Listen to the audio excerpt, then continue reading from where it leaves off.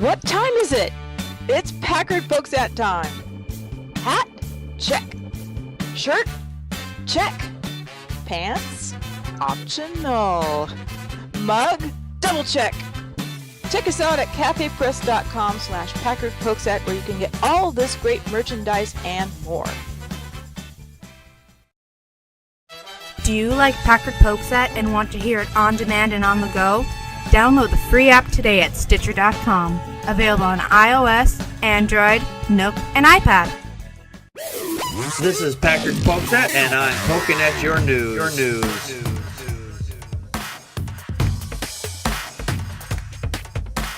Good evening, everyone. Welcome to another fine edition of Packard Pokes At. I am your immutable and unmutable host, Packard Sonic, and joining me tonight is Joe Unseen.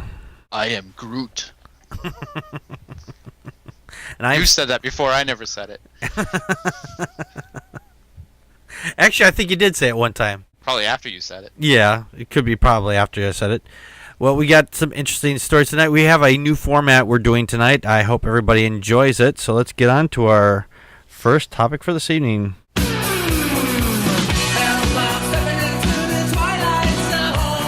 Over in Chapel Hill, 3 people were killed by Craig Stephen Hicks. He's age 46, and this is North Carolina. What makes this story relevant tonight is that it just happens to be that the people who were killed were Muslim, and the person who killed him happened to be an atheist in this instance. Or actually, in this instance, he's been more described as an anti-theist, actually. He hated religions across the board. And he was pro-gay and pro-choice. And his wife claims that he was, all-inclusive. So he didn't care whose religion he bashed.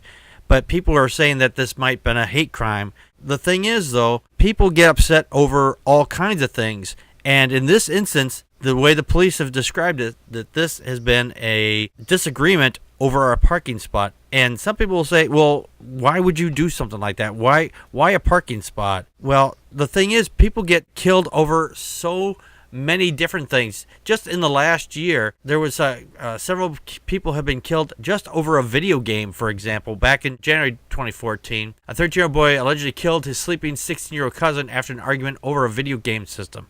So that's just a fucking video game. And that was just a parking spot.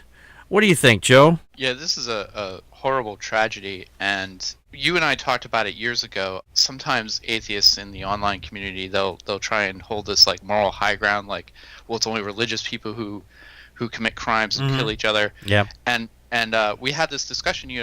We're all human. We're all prone to anger, and sometimes we're even prone to expressing that anger through violence. And it's only a matter of time before somebody who is very vocal about atheism committed some kind of horrible crime. Well, it's finally happened. Yeah.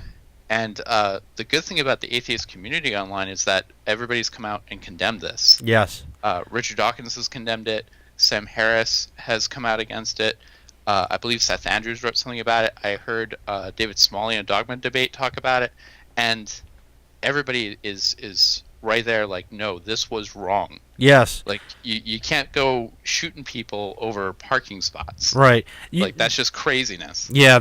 Mr. Deity, he came out and said, hey, I condemn this as well. If this was just over something else, that's one thing. But if this was just if it was because of religion, then because he was an atheist or anti-theist, then you know what? Fuck him, basically is what he said. And I agree. If this is why if he did it because of a parking space, then I'm not saying it's justified, because it's not. It's just not religiously motivated. Right, it's just not religiously motivated. But if he did it because they were Muslim, then that's bigotry. Right. He killed them out of hate. Right. It's okay to disagree with the idea of Islam. It's okay to disagree with any idea, any religion.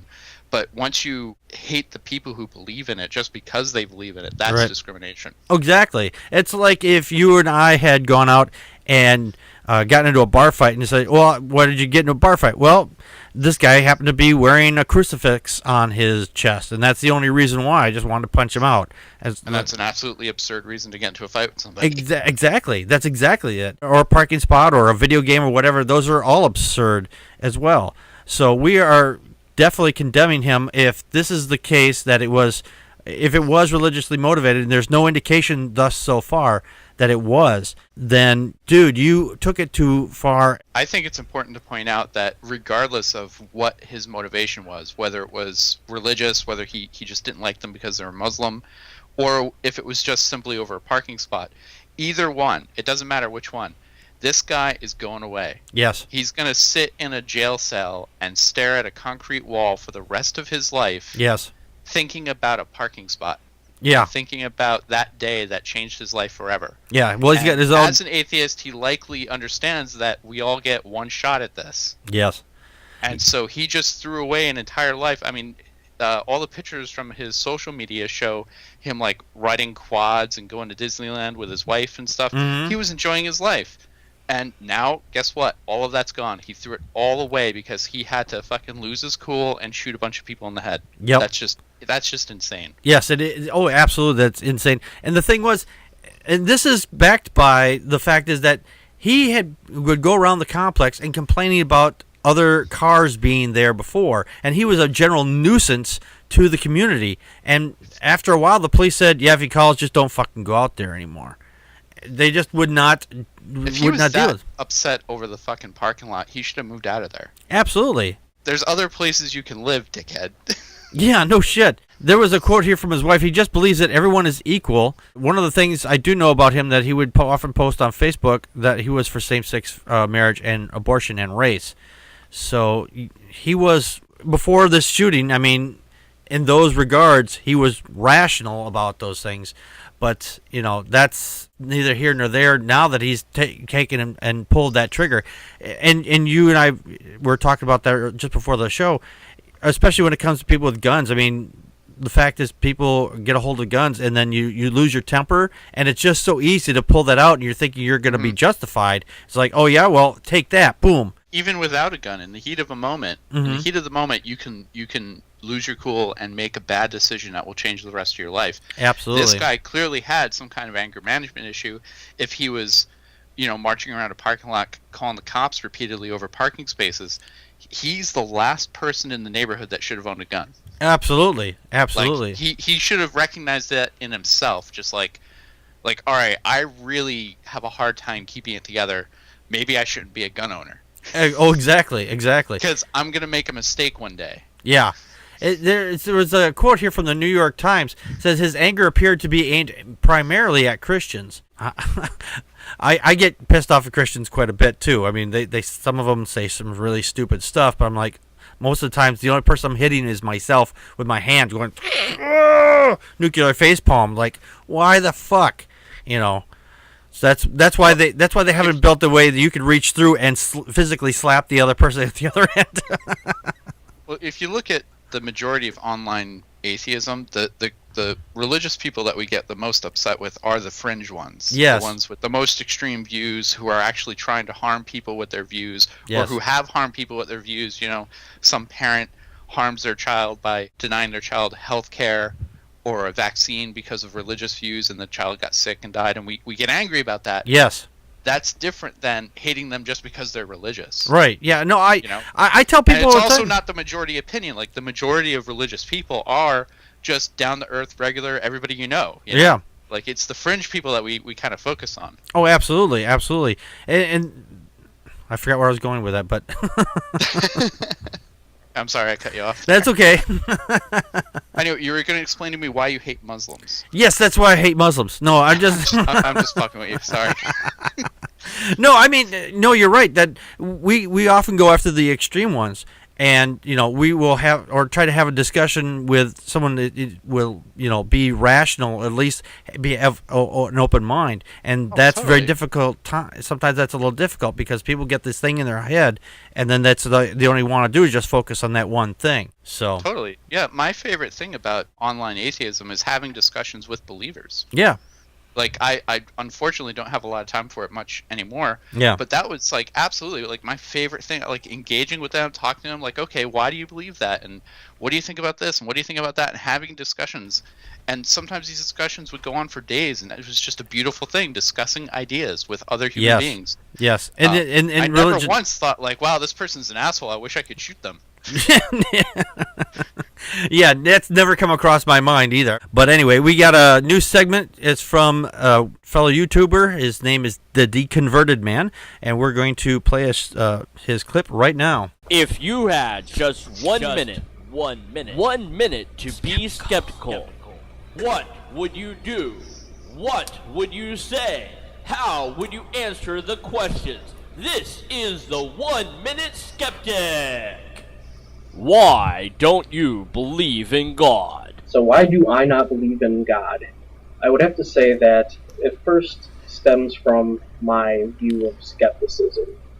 Whenever any idea comes my way, I tend to try to falsify it. So when a Christian apologist presents to me an argument, I tend to see the errors relatively quickly. Even, at least every argument I've seen from a Christian apologist, even if I accept all of the premises, we still have yet to get to some sort of omnibenevolent, omnipresent being that gives a shit what people do with their genitals. Second would have to be my view of science in use of these supportive premises. Now, science makes a lot of assumptions on its own, and it's not perfect, but so far it's a very good way to provide evidence for premises. And currently there is no way to test the supernatural or even make any claims as to the existence of the supernatural. This has been the 1 Minute Skeptic. Okay, Joe, why don't you believe in God? Does this have something to do with the clip we just listened to? Yes, as a matter of fact, it is. Oh, because I could barely hear it, but Oh, okay. I'm sorry. Why don't I believe in God? Yeah. Well, I don't know. I just I'm like, I don't know why I don't. I do know. I don't see any reason to believe in God. I did when I was a child. My mom told me that there was a God, and one day a kid came into school and he said, "Hey guys, there's no Santa Claus. It's just our parents putting presents under the tree." And I was like, "No way!" And it made all sense to me. And I went home and I confirmed to my mom, and she confirmed it. And then a couple years later, another kid came into school and said, "Hey guys, there's no God. It's just the story our parents tell us, like Santa Claus." And it all made sense to me. I was like, "Ah, right on. Why didn't I see that before?" I went home, confronted my mom, and she was like, "Absolutely not. Don't you ever say that again."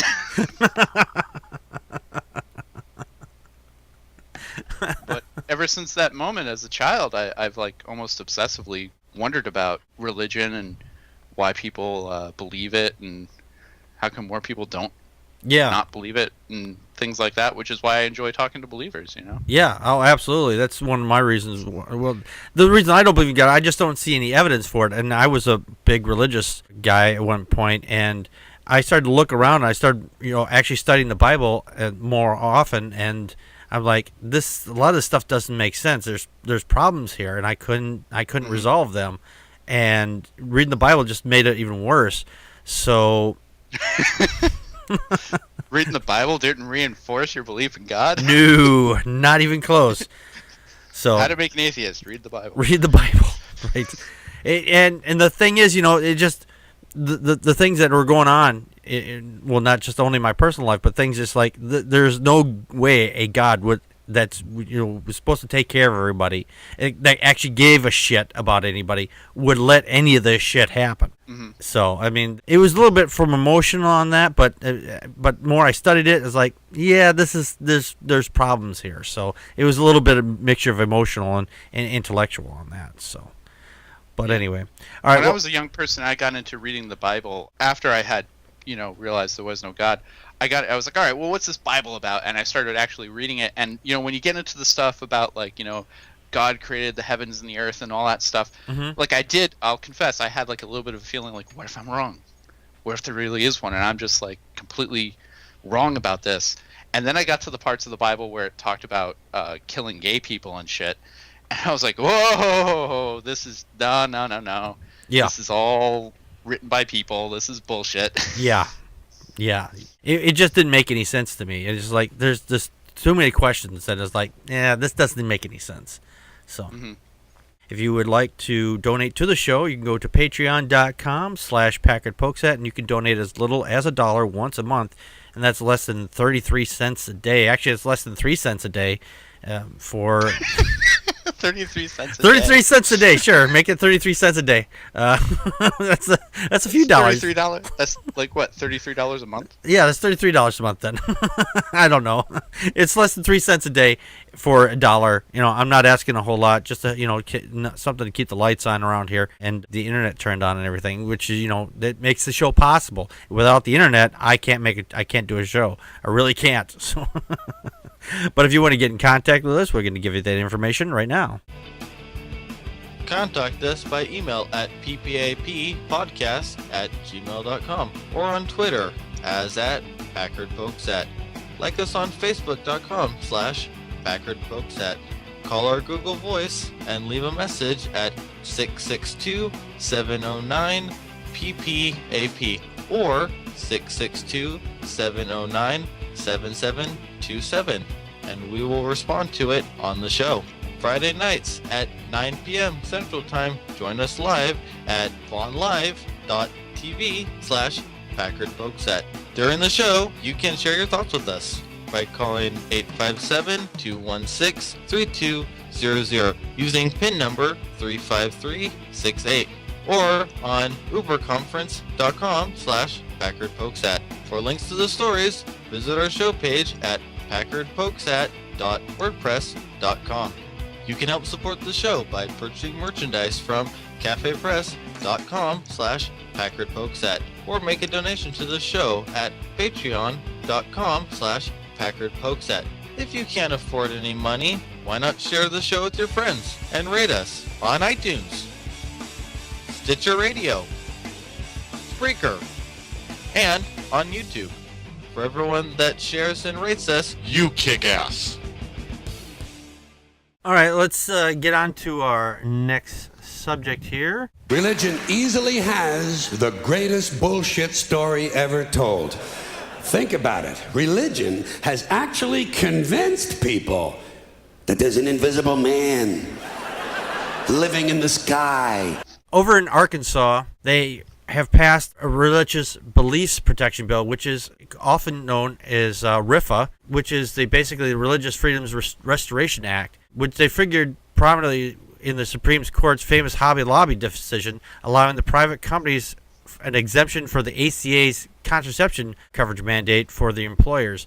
Now, the RFRA says that the federal government can't infringe upon people's practice of their religion unless there's a compelling state interest. In doing so, the Supreme Court has ruled that standards aren't applicable to state or local law. Ballinger told the committee today that 38 other states already have their own state-level RFRAs. What this boils down to here is they don't want to bake cakes for gay people. They want to use this as a protection to say, hey, I can use this to discriminate against you because you're gay. What do you think, Joe? Yeah, I mean, these kind of laws, they say they're to protect the rights of religious people, but really they're just legislating discrimination. Yes. In this case, they're legislating discrimination against homosexuals. And it's not so much, I don't think about like the cakes in this instance, it's a housing bill. Yeah. Like they want to give the Christian landlords the legal powers and the legal ability to say, okay, well, I think that tenant is gay and I don't approve of that, so he can't live here. Right. If the religious person was like, say, a member of the KKK, Mm-hmm. and they and they said, well, according to my religion, I don't like black people, so black people aren't allowed to live here. Like, that's against the law. Right. Yeah. Just substitute gay for any other protected group. And so what they're doing is they're just trying to legitimize their bigotry. Yeah, absolutely. That's all this boils down to. They just want to be able to say, hey, just because I don't like the way this person, has sex or the way that the person that they love does, then yeah, let's just kick them out. I don't like the way this person was born. Yeah, I don't like the way this person was born. If you were black, yeah, and you made that great statement right there. Or let's say they were Jewish. It's like, I don't want any Jews in my community. So then exactly, you can't live here because you're Jewish, because you wear a yarmulke, and they're like, oh, I find those offensive, so it's against my religion, so I'm going to use that as an excuse, or you have a hard-on against them for whatever reason. And it says here, yet he also acknowledged that the LGBT people may see this bill negatively. I were in their shoes, I may feel the same way, because it's easy if you're a person or group that's been victimized to feel like you've still being victimized. Well, no shit, Sherlock. the gay community has been victimized by Christians. Well, not all Christians. A lot of Christians are inclusive on this. They won't say that they're against gay people. But the thing that about that is that someone will say, well, I don't mind the sinner, but I do mind the sin. So I'm like, there's no fucking thing as sin. So the fact is that you want to kick these gay people out just because they're having sex in a way that you don't like, the ick factor, as it were. Right. I'm reminded of the story in John where Jesus said, "You without sin cast the first stone." Would Jesus, if he was a landlord, discriminate against gay people or black people or Jewish people or whatever? Right. Like, is that it? What would Jesus do? You're a Christian landlord. You have an issue with some people. What would Jesus do? Yeah. Well, yeah. What would Jesus do? Oh, yeah. Some people would say, "Oh, he'd kick him out because he's gonna come back with and he's gonna kick everybody out. They don't believe in him and whatever." Now, realistically, what Jesus would do is he would rent the apartment to them, and as soon as they moved in, he would go in there and he would kick their tables over, and he would chase them around with palm fronds, and he'd be like, I mean, that's what Jesus would do. If they had a fig tree, he might curse at it. Right. Especially if it was out of season. Exactly. Damn you, fig tree! Unless one of them was blind, and then he'd spit in their faces. I created the universe, and I want fruit.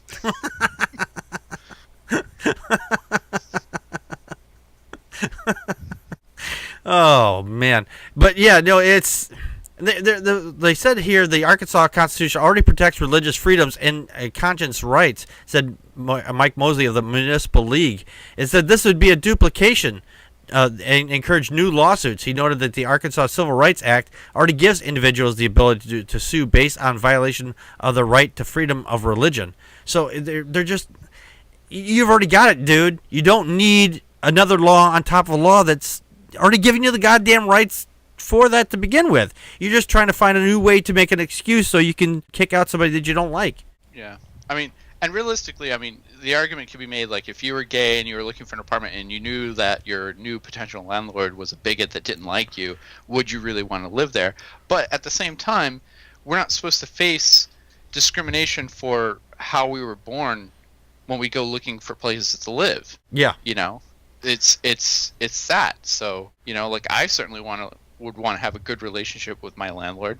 And Absolutely. If I was a landlord and I was looking for potential tenants, I would want the people who would be able to pay me on time. Oh yeah, and would take care of the place. Like that would be the two most important things. Anything else, like the color of their skin or if I thought they happened to be gay, none of that would matter. The most important thing would be, can you pay me? And will you take care of the place? Right, exactly. Call me if the sink leaks. Exactly. We had a couple. This is a real easy agreement here. Yeah, we had a couple quotes from the chat room here. Torvian said, "Without sin, cast the first stone" was a later addition, which I believe because that there's so many additions that. Who said that? Torvian in the chat room, yeah. Torvian, you're absolutely right. It's an interpolation. It wasn't in the earliest manuscripts of John. You're very good. Excellent point. And Talkie probably might said that Jesus was a squatter. That's actually true. You never hear of Jesus like, "Hey, this is my house." No, he's always wandering around from place to place. Yeah, he's like, "Yeah, Sometimes he was living on a boat. You don't know what's going on with this guy. He's like, "Come with me." Why? Yeah, because I'm going places. I'm going places. I need people to come around here and get these people out of the house so I can, take over for a little while and eat their food and go, oh. It's like, check this out. Wherever I go, chicks come up and wash my feet. That's right. Hey, chick, yeah.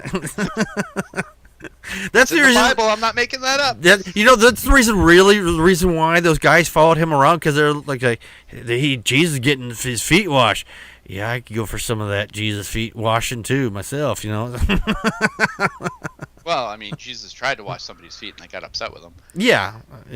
So anyway, of course he did tell somebody to steal a donkey for him. And actually, there's in two different passages. One says take one donkey, and then in another passage he said he took two donkeys. So which is it? So, but that's another That's a Right. And he was crucified before the Passover. He was crucified on the Passover. He was crucified after the Passover. right. Exactly. There's so many contradictions there, but we're not talking about the contradictions tonight. But anyway, we're going to get on to our next topic for this evening. Bard, would you like to say grace? Dear God, we pay for all this stuff ourselves, so thanks for nothing. We have a guest. His name is Mr. Priestley. That was a funny clip. Thank you.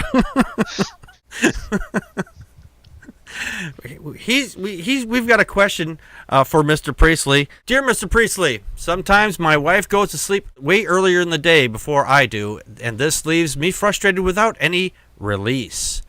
Can I initiate activities to satisfy my urges without asking her? Some people say this is rape. Signed, Horny in Utah. Well, dear Horny in Utah, well, God says in 1 Corinthians 7:4, the wife does not have authority over her husband, but yields to her husband. In the same way, the husband does not have authority over his own body, but yields it to his wife. And in Ephesians 5:22-24, wives, submit yourselves to your husbands as you do the Lord. For the husband is the head of the wife, as Christ is the head of the church, his body, of which he is the Savior. As the church submits to Christ, so also wives should submit to the husbands in everything. So, yes, Mr. Horny Utah, you can fuck your wife if she is asleep, and you do not need to ask her. Well, thank you, Mr. Priestley. Joe, your thoughts? Yes, that's rape. Don't do that. Yeah, I agree. Don't do that. My goodness. You're gonna have to include me on the memos whenever there's a new segment. Yeah.